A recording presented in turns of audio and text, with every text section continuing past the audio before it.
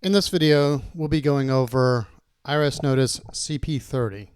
This is a notice that you might receive from the Internal Revenue Service if you have been charged a penalty for failing to pay estimated taxes during the year.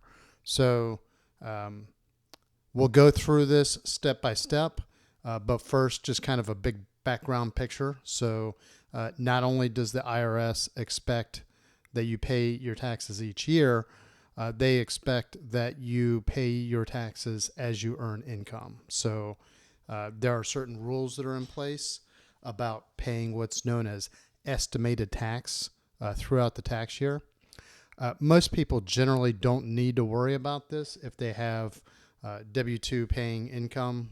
Their jobs, you might complete a form known as Form W-4 that tells your employer what taxes to withhold from your earnings as you earn during the year.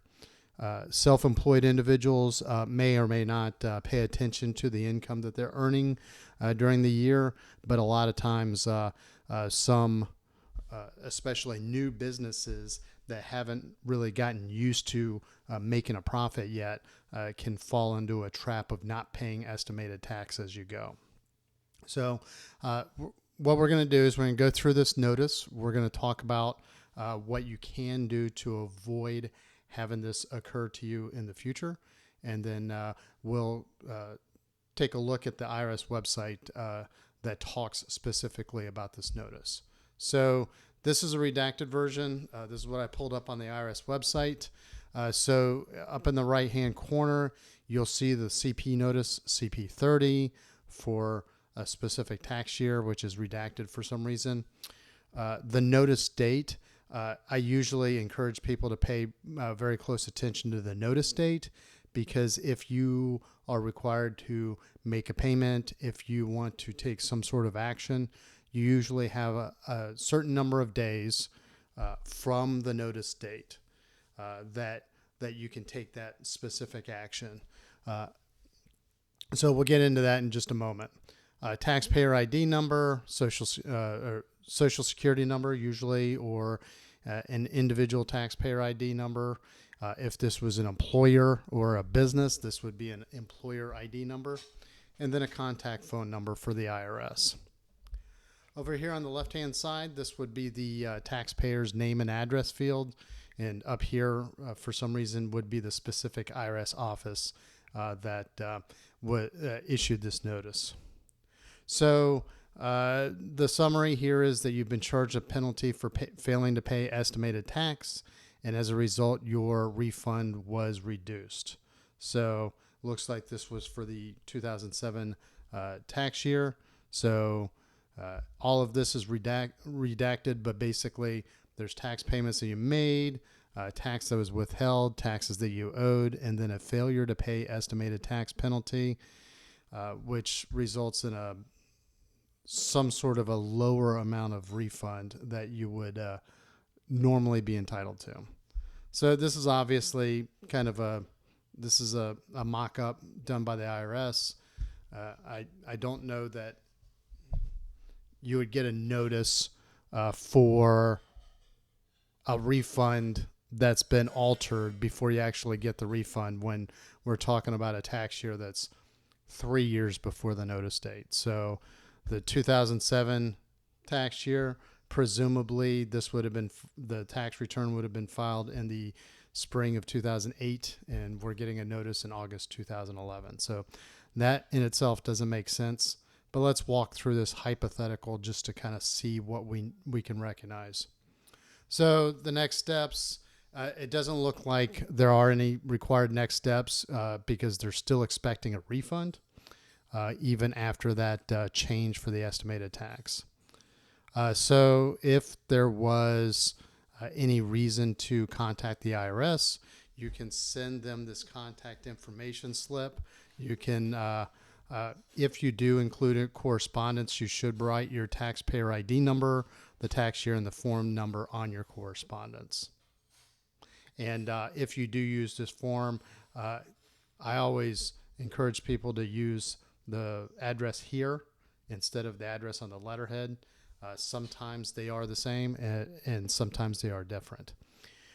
The one thing that I wanted to point out here is that you should take a look at your name and address. And if you've recently moved and you're in between tax returns, you should update your address of record before the next tax return. So the IRS will update your tax record when you file a tax return with your new home address or your new business address. But if you're in between tax returns, you might receive correspondence before you have a chance to update your new address. And if you're requested to take action, the notice date is what guides the number of days that you have. So if your mail spends an extra week getting routed to you because you did not change your address, the IRS does not take that into consideration. So you can call the IRS and change your address over the phone. You can also file the official IRS change of address form, which is IRS Form 8822 for individuals, IRS Form 8822-B for business owners. So if you need to make sure that you have your correct address on file in between tax returns, file your change of address form. I believe the IRS says it takes about 6 to 8 weeks to process. So the IRS assessed a total failure to pay proper estimated tax during the year. So that would be the penalty would be calculated on IRS Form 2210, which you can use to calculate your tax basically as you earn income through the year, whether it's by quarter or on a monthly basis. You should be paying estimated tax. This form kind of helps you break down your income as you've earned it, as well as when you've paid taxes. And then it helps you calculate any penalties if you did not pay enough tax in a proper time frame. So you can, so this verbiage right here talks about the possibility that you can reduce or eliminate your estimated tax penalty if you met certain criteria during the year. So if you didn't have a tax liability for the prior year, if you owed less than $1,000 after you, after all of the withholdings, or if you did not receive your income evenly throughout the year, then you can use IRS Form 2210, specifically Schedule AI, which is annualized income, to calculate what you should have been paying. This happens a lot with taxpayers that may be seasonal. For example, an example that I use is someone that runs a pumpkin patch. Usually probably is not seeing a bunch of business during the first 3 quarters of the year, but then in October, especially around Halloween, that's when the majority of their sales happen. So you can use Schedule AI on IRS Form 2210 to apply the actual payments as you've received them, and then kind of indicate to the IRS that as you earn the income, you were paying your tax bill. So you can use that, and if you are able to calculate a lower estimated tax, then you can use that method as well. And that would help you in your case that you're basically trying to convince the IRS that you are paying your taxes on your income as you earn it. So if you had a tax penalty based on erroneous written advice from the IRS, you can file IRS Form 843, which is the claim for refund and request for abatement. In this situation, if you ask for the IRS for written advice on a specific issue, if you gave the IRS complete and accurate information, if you actually received the written advice, which you then relied on, and the IRS turned around and gave you a penalty based on that advice, then you would complete IRS Form 843 to request a refund or an abatement of your penalty. You can also request penalty abatement due to reasonable cause, such as a death in the family, illness or injury, a natural disaster. There are other reasons to abate a penalty based on reasonable cause. And then finally, there is also a program for, it's called a first-time abatement.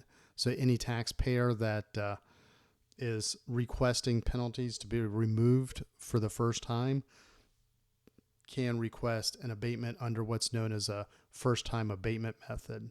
And that gives the IRS a wide window of discretion when it comes to abating penalties for first-time taxpayers. So page 3 just contains a little bit of additional information. There's a link to the IRS page that we're going to take a look at real quick. So here's IRS Form 2210. That's the underpayment of estimated tax form. There is some additional guidance on how you can eliminate your penalty or reduce it by recalculating Schedule AI, for example, that we just discussed. There's some frequently asked questions. There's a link to the IRS Tax Withholding Estimator. I'll actually put a link in the show notes to a video I created about the Tax Withholding Estimator and how you can use it. There are also some forms here like your W-4, W-4P, and 1040-ES. All of those are very helpful for preventing this from happening next year. And I'll put links in the show notes to resources we've created about each of these forms. Personally, I recommend that people use IRS Form 1040-ES. There's a worksheet in there.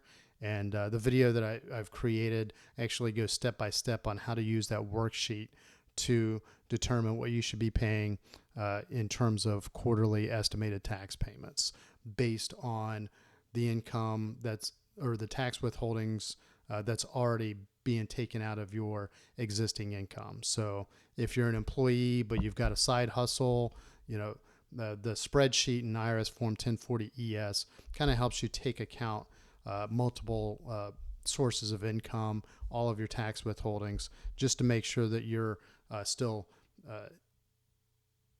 overall in a net manner paying the taxes on the income as you earn it. So I think that's all we have for this notice.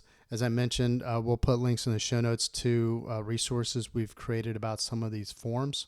So if you like our articles, please subscribe to our newsletter. If you like our YouTube videos, please subscribe to our YouTube channel. And as always, if you have any questions, comments, or if there's another topic that you'd like to see in an upcoming video, please hit me up in the comments section. Thank you very much and have a great day.